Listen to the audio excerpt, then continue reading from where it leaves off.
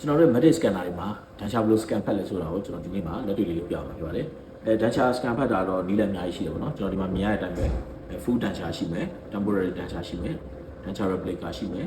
နောက်ပြီးတော့ implant supported data နောက်ပြီးတော့ work string ဆိုပြီးတော့အဲ့လို scan ဖတ်လို့ရပါတော့သူကကျွန်တော်တို့ဒီမှာရွေးလိုက်တဲ့ပုံမူတည်ပြီးတော့အနေနဲ့တော့ပြောင်းသွားတယ်ပေါ့နော် okay ဒါဒီနေ့ကတော့ကျွန်တော်က full data တော့ဖတ်ပြတော့ဘူးdata replica လေးကိုဖတ်ပြပါတော့နော်ဘာဖြစ်လို့ full data မှာတော့ဒီ patient ရဲ့ဒီ rugate area ကိုဖတ်တဲ့အပိုင်းပါတော့ကျွန်တော်မှာအဲ့ data မရှိတဲ့အတွက်ကြောင့် data replica လေးပဲဖတ်ပြလိုက်ပါတော့ data replica ဘယ်လိုဖတ်လဲဆိုတာကိုကျွန်တော်လည်းဒီလိုက်ကြည့်ကြအောင်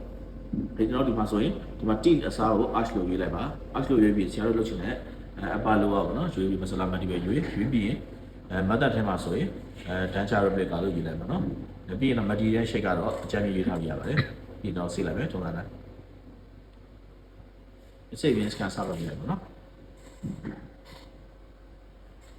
ဒီ scan ဖတ်တဲ့အခါမှာကျွန်တော်တို့ကဒီပြင်မအလင်းအောင်နဲ့ပြုဆိုင်ပါပေါ့နော်အရင်အပြင်ကနေပြီးတော့ light တွေလင်းနေတာတို့အရင်ပေါ့နော်ဒီမှောင်နေတာတို့အဲ့လိုမျိုးတော့ဖြစ်လို့အဆင်ပြေဘူးနော်ဒီကတော့လင်းအောင်ပေါ့နော်ပြင်မအလင်းအောင်အရင်များတဲ့အခါကျရင်ဒီလိုတန်းချတွေကအားကြောင့်ဒီလိုပြောင်းတဲ့အခါကျရင်တိတ်အဆင်ပြေဘူးနော်အဲ့လိုရှိဒါပေမဲ့အခုကျွန်တော်ဒီမိမီးလေး light တွေထိုးထားပြီးဖတ်ပြပါနော်โอเคကျွန်တော်ပထမဆုံး upper lower ပေါ့နော်ပြီးရင် pipe เราယူရမယ်ပထမဆုံးကျွန်တော်တို့ကတော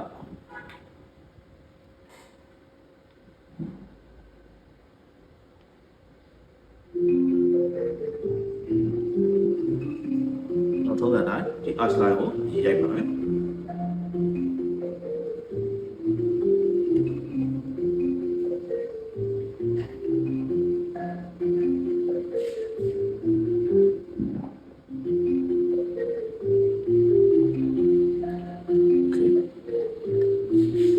ဖတ်တဲ့တိုင်းလေးပေါ့နော်ဒီလိုလေးသားလေးလိုက်ဆွဲသွားလိုက်ရပါတော့โอเคပြီးရင်ကျွန်တော်တို့ကဒီအတွင်းဘက် area ဖတ်ပါနော်ဒါပြီးတော့ဖတ်ပါဆိုရင်ဒါလေးဘက်ဘေးကနေပြီးတော့နည်းနည်းဖတ်ပြီးတော့ဆွဲလာလိုက်မယ်ဒါဆိုတော့ဆက်ပြီးတော့နော်တွင်းတဲ့အပြင်ကိုတခါတည်း alignment ကြောင်းဆက်ဆွဲပြရပါနော်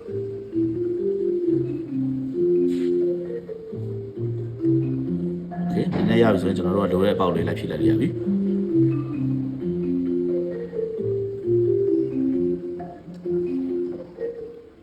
ဒီဘက်ချမ်းလေးကိုလည်းအဲ့ဒါမဟုတ်နော်ဒီကဘေးကနေစပြီးတော့ scan ဖတ်မယ်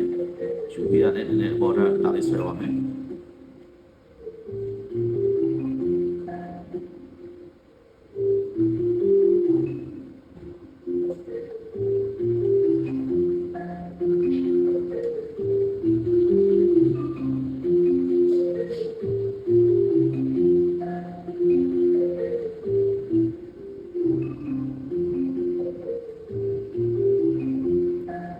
ပြီးတော့ဖြစ်ပေါ့နော်ကျွန်တော်တချို့ area လေးနည်းနည်းလည်းဖြည့်လိုက်မယ်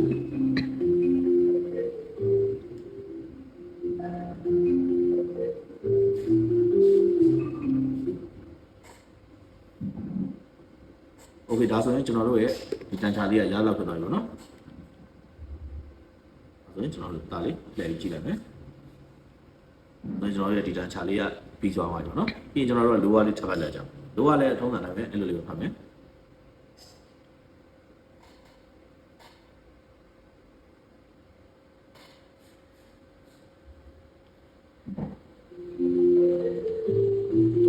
စပြီးတော့ဒီ arch line တွေပေါ့နော်နည်းလေးဖတ်မယ်ဒီလိုရဲ့ area လေးငယ်လိုက်ကြည့်ပါနော်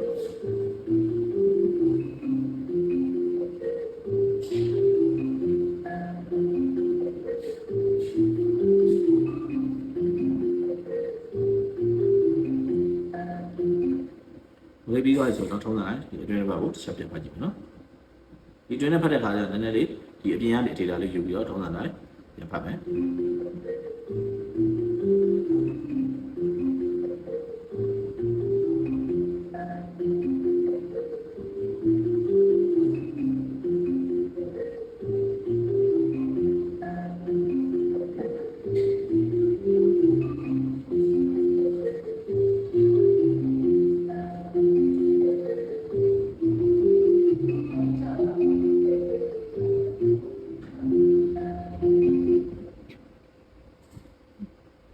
ဒါဆိုရင်တော့ဒီ lower လေးပြီးတော့ပြီเนาะ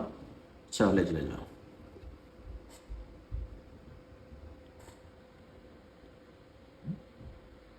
โอเคဒါဆိုရင်ကျွန်တော်တို့ရဲ့ဒီ data ချာလေးကရလောက်ဖြစ်သွားပြီเนาะ ဆရာစိတ်ကြည်တဲ့ data ရပြီဆိုတော့ကျွန်တော်တို့ကဒီ pipe ပေါ့နော်ကြပါနော်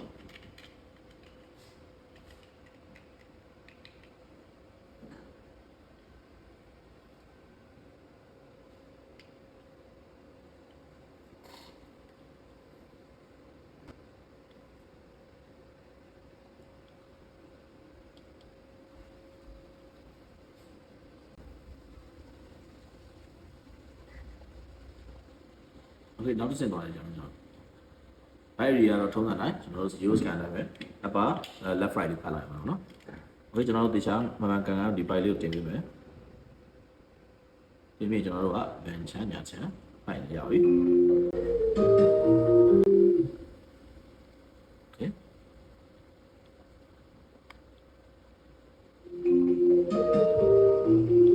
ကဲဒါဆိုရင်တော့ကျွန်တော်တို့ကတခြားတစ်ခုပေါ့နော် topic ကပြန်ရရှိပါပြီဒါဆို chart revision အောင်လဲနောက်တစ်ခုကိုဒီ 3D print ထုတ်တာဖြစ်ဖြစ်ဒီ PMMA နဲ့ mailing လုပ်လို့ဖြစ်ဖြစ်ပေါ့နော်ဒါထုတ်ပေးလို့ရပြီပေါ့โอเคဒါလေးကတော့ကျွန်တော်တို့ရဲ့ဒီဖတ်ထားတဲ့ data result လေးရဖြစ်ပါတယ်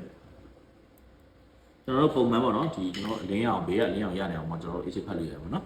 အဲကျွန်တော်တို့အဲ့အတွက်ကြောင့်ဒီစုစုပေါင်းခံမှန်းကြည့်အချိန်ကတော့ shadow scan ဖတ်တဲ့ပုံမူတည်ပြီးတော့2မိနစ်3မိနစ်ကနေပြီးတော့ဗောနော်4မိနစ်လောက်ထိကြာနေတာဗောနော်โอเคဒါတော့ကျွန်တော် data scan ပဲဖြစ်ပါတယ်ကြည့်ရှုပြရတဲ့ကျေးဇူးများတင်ပါတယ်